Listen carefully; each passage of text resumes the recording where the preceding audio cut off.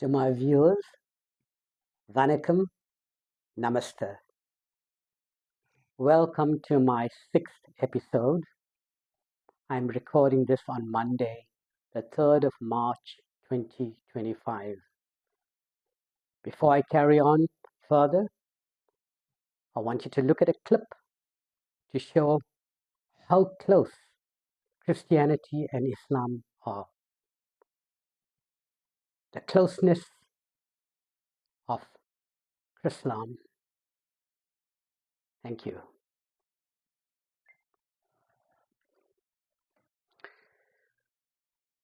In front of you is the Ashvamedha Yagna.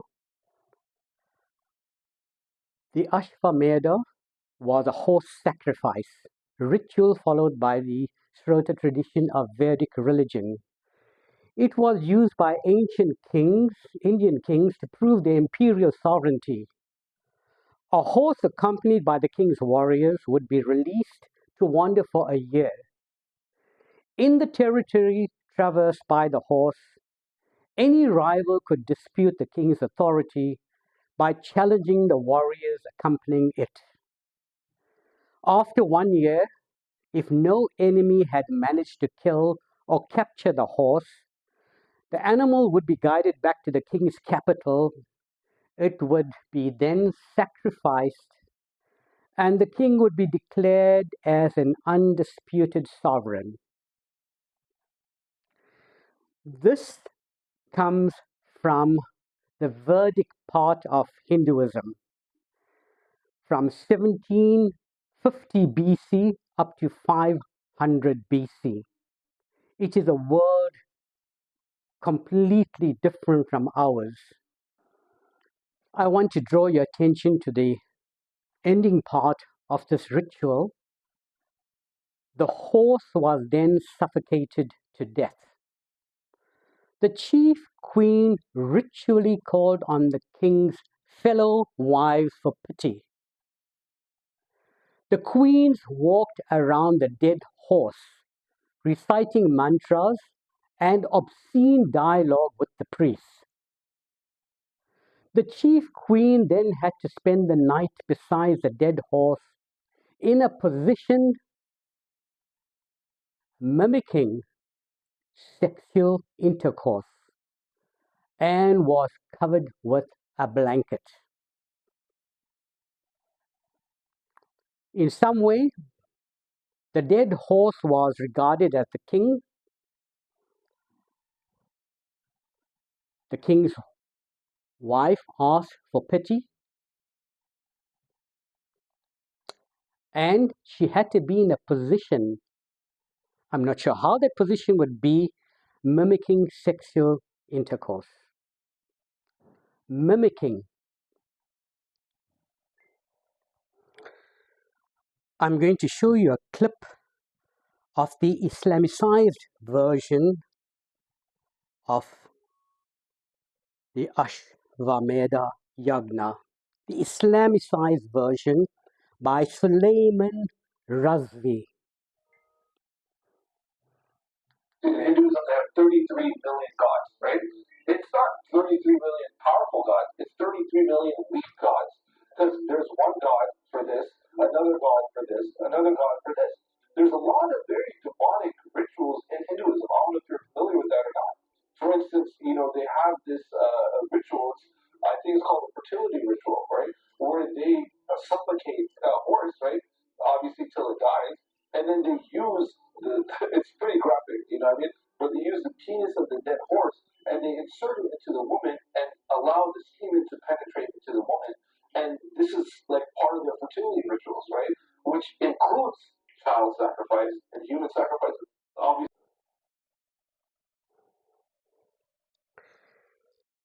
Suleiman Razvi thinks it is a fertility ritual. And here is Christianity at its greatest. talks a lot about roots and vines, and bottom line is that if the root is pagan, then the fruit is not holy. And the root of yoga is entirely saturated in paganism. The purpose of yoga was to yoke with, that's what the word yoga means, was to yoke with these deities. When you get yourself into these positions, the Bible tells us that our heart is deceitful. It doesn't matter what your intention is. Unfortunately, it's just not how it works. You are creating basically an antenna with your body to just channel these ancient gods and goddesses, which of course we know are demons. It's basically like Ouija Twister when you're doing yoga. You are just invoking the demonic. You just can't create your own practice. The Christians and the Muslims are so united. For me, I call them Christians. And what unites them so much is their belief in, an unshakable belief in, the devil, eternal damnation, hell, salvation. These four beliefs unite Christianity and Islam to really make one religious belief. And that for me, from a perspective that is Hindu, I call that belief Chrislam. And they are all Christians, and they are totally united against Hindus and everyone else who doesn't belong to their religion of Chrislam. In my previous video, I claimed that Muhammad is the reincarnation of Jesus. This ties up for me, from my perspective, Jesus taking away the kingdom of God from the Jews and giving it to a nation, the nation being Arabia. As Jesus is God to the Christians, then Jesus' words would be binding on the cosmos. And that kingdom of God would be transferred. Looking at the commonalities between Christianity and Islam, there is no doubt in my mind. Muhammad died in June of 632 AD. When I look at the immediate results of Muhammad's unification of Arabia under the banner of Islam, I ask myself the question, what exactly are the fruits of the kingdom of God? I turn to Jesus' aims, and those fruits are, from my perspective, incessant war, division, and strife for people caught up in these wars. At the end of the day, it is the common man that has to bear the brunt of wars. Was the kingdom of God all the aims of Jesus? Do not think that I've come to bring peace on earth. I have not come to bring peace, but a sword. I have come to bring war. I came to cast fire upon the earth and would that it were already kindled. He already wishes that fire was burning even before he came. Do you think that I come to give peace on earth? No, I tell you, but rather division. A man's foes will be those of his own household. Such strife, such division. Is this the kingdom of God?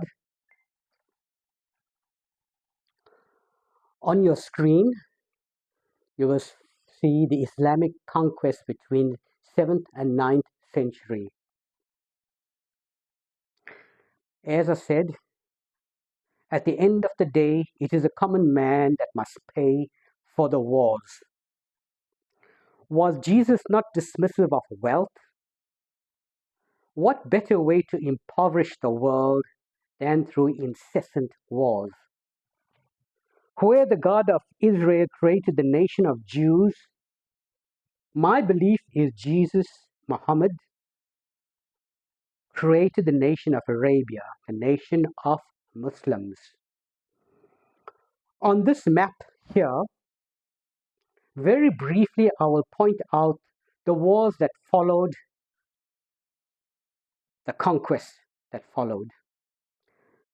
As I said, in 632 AD, Muhammad had united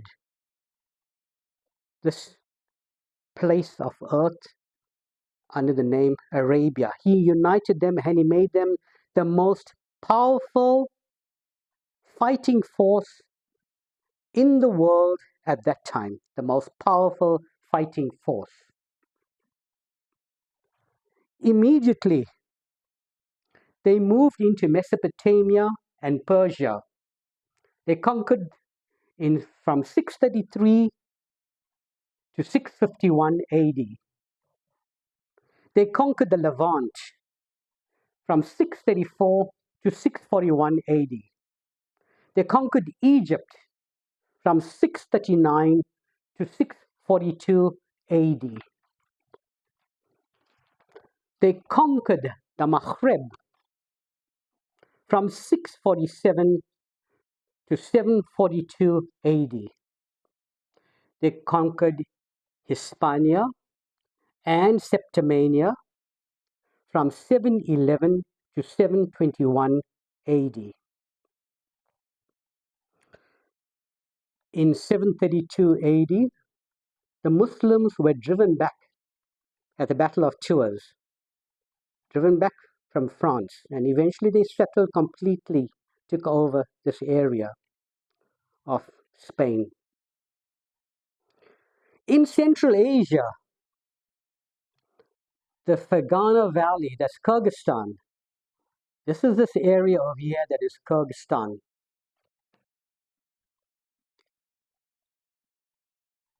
They conquered that in the 8th century. The Tarim Basin in western China was conquered between the 10th and the 14th century AD.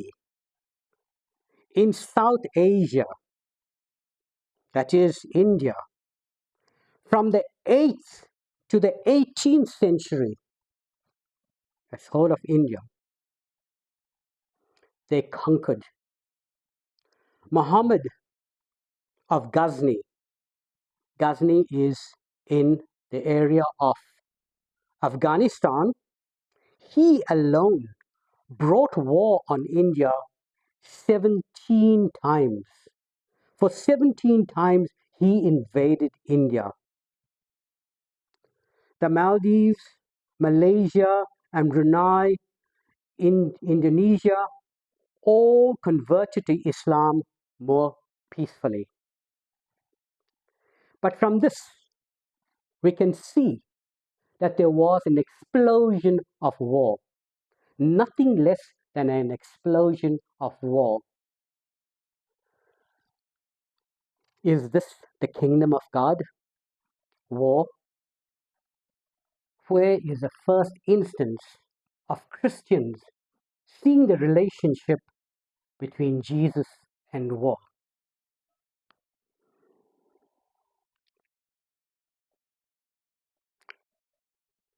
This is one of their greatest discoveries.